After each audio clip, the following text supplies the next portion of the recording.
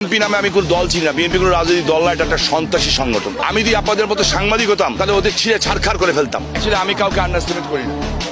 আমি সবাইকে সম্মান করি এবং মনে করি পৃথিবীতে সকল মানুষের যোগ্যতা আছে এবং আমি সকলকে সম্মান করি এই কারণে। আর যদি জামাত বিএনপি আসতো তাহলে ফাউল খেলা হতো, খুনের খেলা হতো, রক্তের হোলির খেলা হতো। 17 দিন আমি আমার এলাকায় ছিলাম, লুকায় না খোলা 17 দিন। শুধু নেত্রীকে জিজ্ঞেস করলাম, আপা গ্রেফতার হব? বললাম না। আমি আপা যখন বলছে গ্রেফতার হইতে মানা করছে, পৃথিবীর কোন শক্তি নাই যে শামীম ওসমানকে গ্রেফতার করে। আপা যদি বলতে হয় তাহলে হয়ে যেতাম। নেত্রী মানা করতে গ্রেফতার হইতে কিসের গ্রেফতার? আমি স্বপ্ন দেখি না, আমরা রাজনীতি করি। আমাদেরকে কেউ যদি জিজ্ঞেস করে 2 আর 2 কি হয়, সাধারণ মানুষ বলবে 4 হয়, আমরা বলি 22 হয়। আমরা অনেক আগের থেকে দেখি কি হয়। যদি এই মুহূর্তে একটা কর্মসূচি দেই যে পুরো নারায়ণগঞ্জ বন্ধ, তাহলে কি বন্ধ হবে?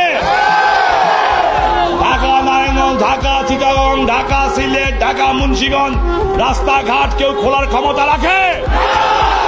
জোরে বলেন, শুনি না, হাত উঁচা বলেন। কোনো জয়কালে ক্ষয় নাই, জয়কালে ক্ষয় নাই, মরণকালে ওষুধ নাই।